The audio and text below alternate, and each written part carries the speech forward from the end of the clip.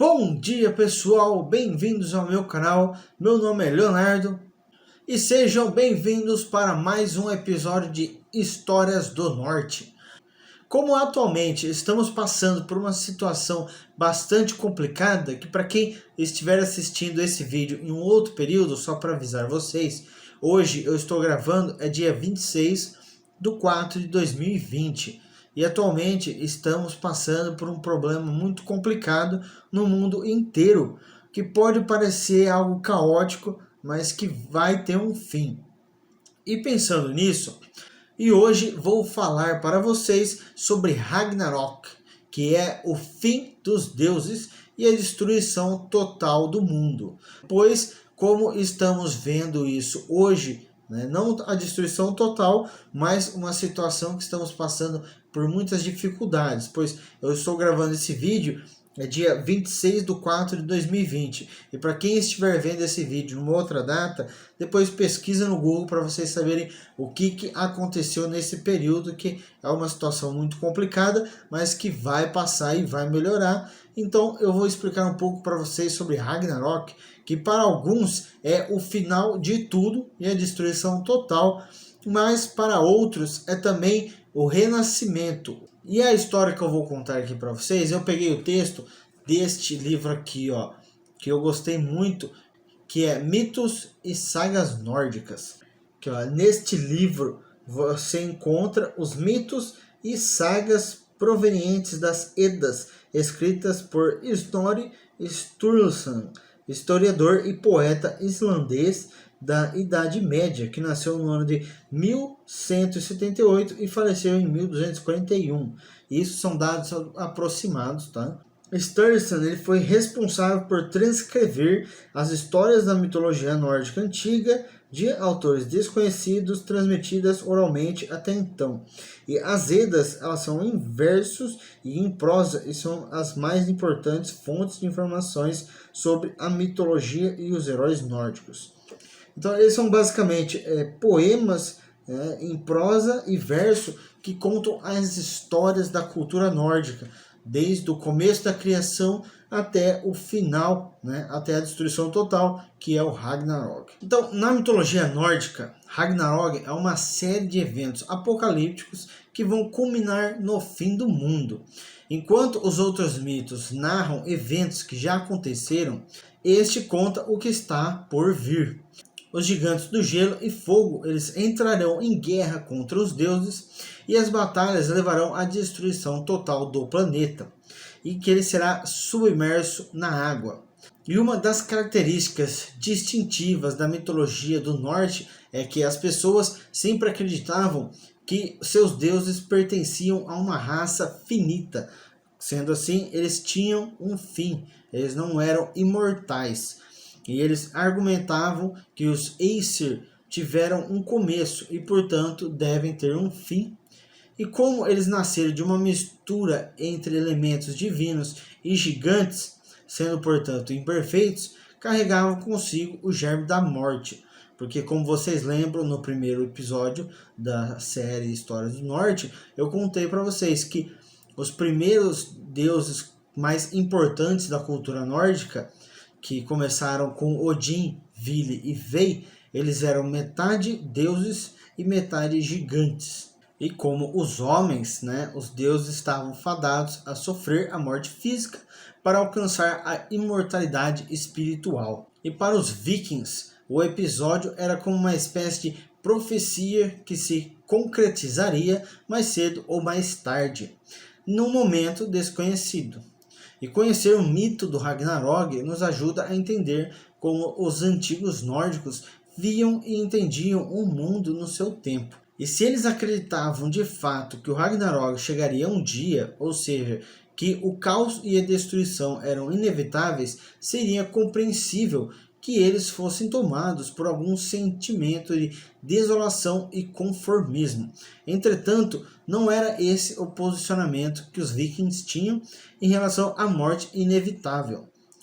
Eles deveriam, justamente por esse motivo, esforçar-se para que suas ações fossem nobres e honráveis, e para não serem tomados pelo medo. Pois como a maioria daquele pessoal acreditava que quando eles morressem com uma morte honrosa, que era uma morte em batalha, eles poderiam atingir a vida após a morte, que para a maioria dos guerreiros era alcançar o Valhalla. E essa visão de mundo pode ser encontrada facilmente nas sagas, nas quais a busca pela coragem, a bravura e a honrabilidade foram evidentes. Assim, as ações deveriam ser destemidas e grandiosas para que merecessem ser recontadas gerações após gerações e não caíssem em esquecimento facilmente. E existem também diferentes versões do Ragnarok.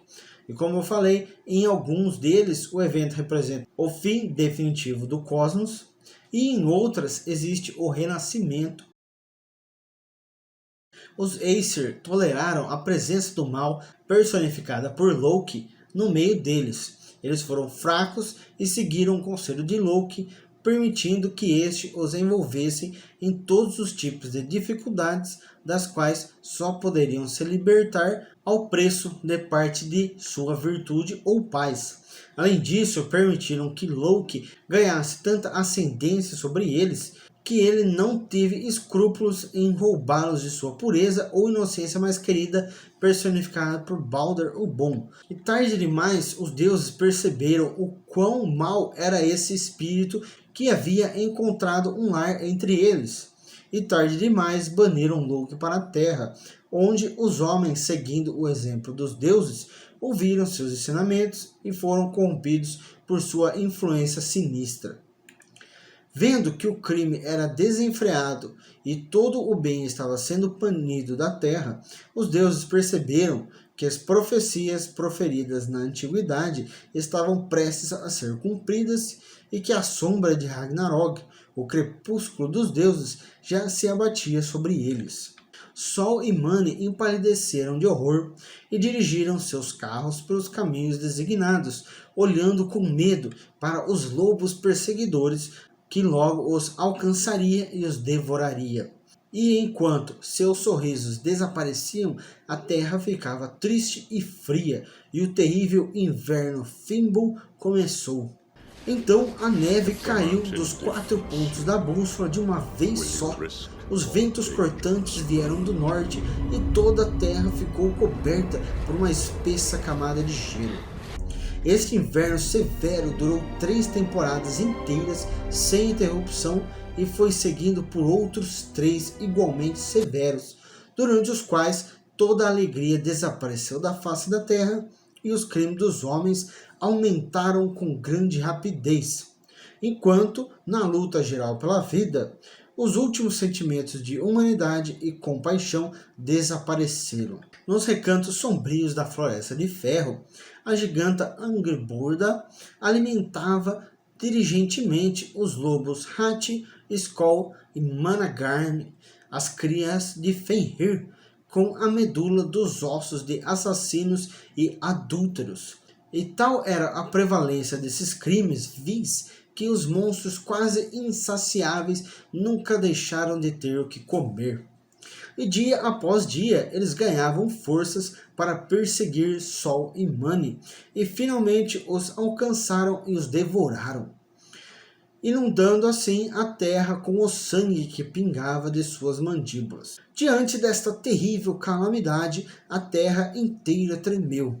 As estrelas, aterrorizadas, caíram de seus lugares, e Loki, Fenrir e Garm, renovando seus esforços, romperam suas correntes e se apressaram em busca de sua vingança.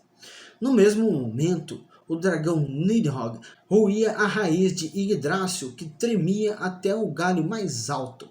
O galo vermelho Fjalar, empoleirado acima de Valhalla, gritou um alarme que foi imediatamente ecoado por Gullinkambi, o galo de Midgard, e pelo pássaro vermelho escuro de Hela em Niflheim. Heimdall, então, observando esses presságios ameaçadores e ouvindo o grito estridente do galo, imediatamente colocou o chifre de Gielar nos lábios e soprou o tão esperado aviso, que foi ouvido em todo o mundo. O primeiro som dessa manifestação Aesir e Einherjar saltaram de seus sofás dourados e saíram bravamente do grande salão, armados para a briga que se aproximava, e, montando seus corcéis impacientes, galoparam pela ponte trêmula do arco-íris para o amplo campo de Vigrid, onde, como Vafthrûdnir havia previsto muito antes, a última batalha deveria ocorrer.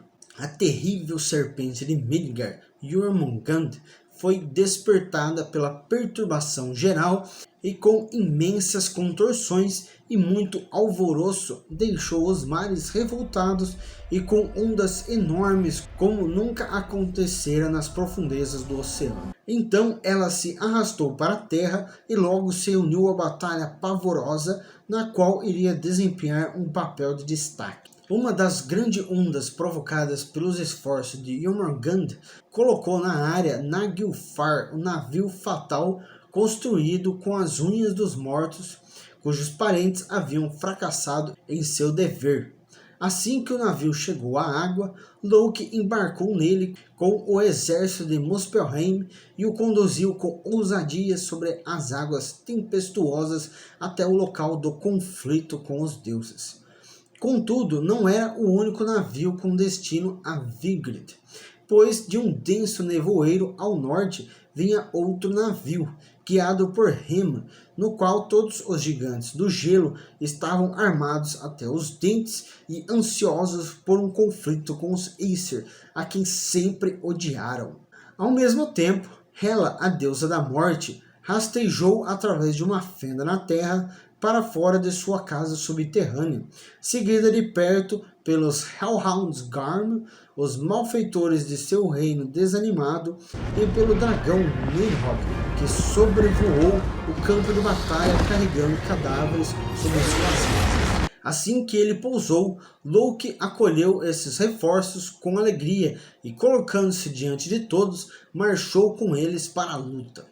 De repente o céu se abriu e através da brecha ardente surgiu Surtur com sua espada flamejante, seguido por seus filhos. Enquanto eles passavam pela ponte Bifrost com a intenção de atacar Asgard, o arco glorioso afundou com um estrondo sobre o passo de seus cavalos. Os deuses sabiam muito bem que seu fim estava agora próximo, e que sua fraqueza e falta de visão os colocava em grandes desvantagens, pois Odin tinha apenas um olho, Tyr tinha apenas uma mão e Frey nada além de um chifre de veado com o qual se defender, em vez de sua espada invencível.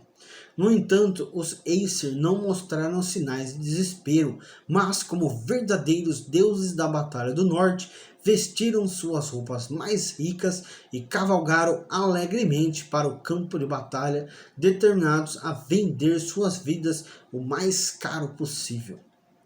Enquanto reuniam suas forças, Odin mais uma vez desceu até a fonte de Urdar, onde, sobre a Yggdrasil, as Nornas estavam sentadas com os rostos cobertos e em silêncio total, com a teia caída aos seus pés. Mais uma vez, o pai dos deuses sussurrou palavras misteriosas para Mimir, depois montou novamente em Sleipnir e voltou para o meio dos deuses que o esperavam. Os combatentes estavam agora reunidos na ampla planície de Vigrid. De um lado estavam os rostos severos e calmos dos Aesir, Vanir e Einherjar, e do outro estavam reunidas as hostes heterogêneas de Surtur, os gigantes do gelo, o exército pálido de Hela e Loki e seus temíveis seguidores, Garn, Fenrir e Jormungand, os dois últimos lançando fogo e fumaça e exalando nuvens de vapores nocivos e mortais que enchiam todo o céu e a terra com seu hálito venenoso. Todo o antagonismo reprimido das eras foi agora liberado em uma torrente de ódio, cada membro das hostes opostas lutando com uma determinação nefasta, assim como nossos ancestrais da antiguidade, mão a mão e cara a cara. Com um choque poderoso, ouvido acima do rugido da batalha que tomava o universo, Odin e o lobo Fenrir entraram em contato impetuoso, enquanto Thor atacava a cobra de Midgard e Tyr enfrentava o cão Garn. Frey se atacava com Surtur, Heimdall com Loki, a quem ele havia derrotado uma vez, e o restante dos deuses e todos os Einherjars enfrentavam inimigos igualmente dignos da sua coragem. Mas, apesar de sua preocupação diária na cidade celestial, o exército de Valhalla estava fadado a sucumbir, e Odin estava entre os primeiros dos mais brilhantes a serem mortos. Nem mesmo a alta coragem e os poderosos atributos do grande deus poderiam suportar a maré do mal personificada pelo lobo Fenrir. A cada momento sucessivo da luta, seu tamanho colossal assumia proporções maiores, até que finalmente suas mandíbulas abertas abrangeram todo o espaço entre o céu e a terra, e o monstro imundo se precipitou furiosamente sobre o pai dos deuses e o engoliu inteiro com uma boca medonha. Nenhum dos deuses pôde ajudar Odin naquele momento crítico, pois era uma época de provações dolorosas para todos. Frey fez esforços heróicos, mas a espada flamejante de Surtur por fim lhe desferiu um golpe mortal. Em sua luta com o arqui-inimigo Loki, Heimdall se saiu melhor, mas sua conquista final foi muito cara, pois ele também caiu morto. A luta entre Tyr e Garn teve o mesmo fim trágico, e Thor, após um terrível encontro com a serpente de Midgard, e depois de matá-la com um golpe de Mjolnir, recuou 9 passos e se afogou na inundação de veneno que jorrava das mandíbulas do monstro moribundo. Vidar veio correndo de uma parte distante da planície para vingar a morte de seu pai poderoso Odin, e a destruição predita caiu sobre Fenrir, cuja mandíbula inferior agora sentia o impacto daquela bota que estava reservada para esse dia. No mesmo momento, Vidar agarrou a mandíbula superior do monstro com as mãos e com um puxão terrível rasgou-a. Depois de todos os outros deuses que participaram da batalha e todos os Einherjars terem perecido, Surtur então lançou suas marcas de fogo sobre o céu, a terra e os 9 reinos de Hela. As chamas furiosas envolveram o caule maciço de Yggdrasil e alcançaram os palácios dourados dos deuses, que foram totalmente consumidos. A vegetação que havia sobre a terra também foi destruída, e o calor fez todas as águas ferver e borbulhar. O grande incêndio queimou ferozmente até que tudo tivesse sido consumido, e então a terra, enegrecida e com cicatrizes, afundou lentamente sobre as ondas ferventes do mar. Ragnarok assim havia mesmo chegado. A tragédia mundial terminara, os atores divinos estavam mortos e o caos parecia ter retomado seu domínio anterior. Entretanto, como uma peça de teatro em que, depois que os atores principais são mortos e a cortina cai, a plateia ainda espera os atores aparecerem e se curvar. Assim também as antigas raças do norte imaginavam que, tendo todo o mal perecido nas chamas de Surtur, a bondade renasceria da ruína geral para retomar seu domínio sobre a terra, e alguns dos deuses voltariam a habitar no céu para sempre. Nossos ancestrais acreditavam plenamente na regeneração e na ideia de que, após certo tempo, a terra, purgada pelo fogo e purificada por sua imersão no mar, ressuscitaria em toda sua beleza imaculada e seria iluminada pelo sol, cuja carruagem seria conduzida por uma filha de sol que nascera antes de o lobo devorar sua mãe. O novo orbe do dia não seria imperfeito como o primeiro sol, e seus raios não seriam mais tão ardentes que um escudo precisasse ser colocado entre ele e a terra. Esses raios mais benéficos logo fariam a terra renovar seu manto verde e produzir flores e frutos em abundância. Dois seres humanos, uma mulher, Lif, e um homem, Lefhasser, emergeriam então das profundezas da floresta de Hodmimir, onde se refugiaram quando Surtur incendiou o mundo. Eles mergulharam em um sono tranquilo, inconscientes da destruição ao seu redor, e assim permaneceram, sendo alimentados pelo orvalho da manhã, até que fosse seguro vagar pelo mundo mais uma vez, quando tomariam posse da terra regenerada, que seus descendentes iriam povoar e sobre o qual teriam pleno domínio. Todos os deuses que representavam as forças em desenvolvimento da natureza foram mortos no campo fatal de Vigrid, a não ser Vale e Vidar, os dois tipos de forças imperecíveis da natureza. Eles retornaram ao campo de Aida, onde foram recebidos por Molde e Magni, filhos de Thor, personificações da força e da energia que resgataram o martelo sagrado de seu pai da destruição geral e o levaram para lá. Ali juntaram-se a Hrungnir, que já não era mais um exilado entre os Vanir, e do submundo sombrio, onde havia ficado por tanto tempo, ergueu-se o radiante Balder junto com seu irmão Hodor, com quem se reconciliara e com quem vivera em perfeita amizade e paz. O passado se foi para sempre e as divindades sobreviventes puderam lembrar-se dele sem amargura. A lembrança de seus antigos companheiros era, no entanto, querida para eles, e muitas vezes eles retornavam aos seus antigos lugares para recordar as associações felizes. Foi assim que, andando um dia na grama alta de Idavold, encontraram novamente os discos dourados com os quais os Aesir costumavam se divertir. Quando o pequeno grupo de deuses virou-se tristemente para o lugar onde um dia ficaram suas moradas nobres, perceberam com muita alegria e surpresa que Gimli, a mais alta morada celestial, não havia sido consumida, pois brilhava diante deles com seu teto dourado a ofuscar o sol.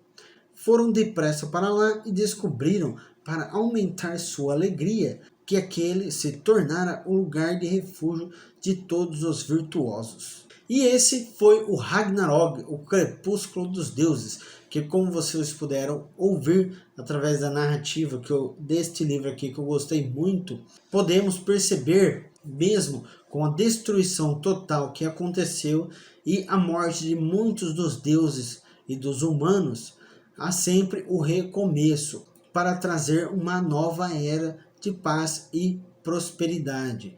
E mesmo que haja o mal, também haverá a bondade, pois precisamos sempre lembrar que deve existir um equilíbrio.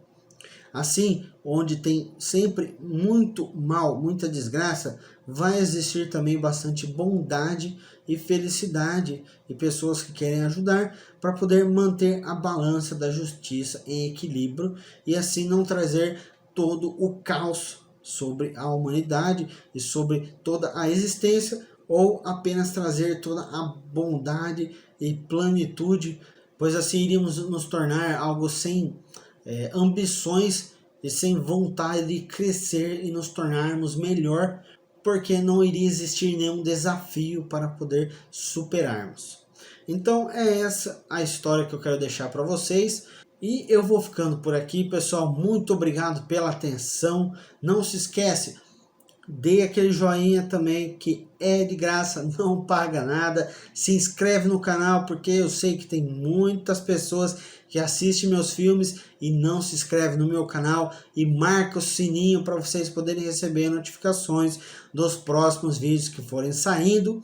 E não esquece, tome cuidado, mantenha a higiene pessoal. E eu vou ficando por aqui. Até a próxima e tchau!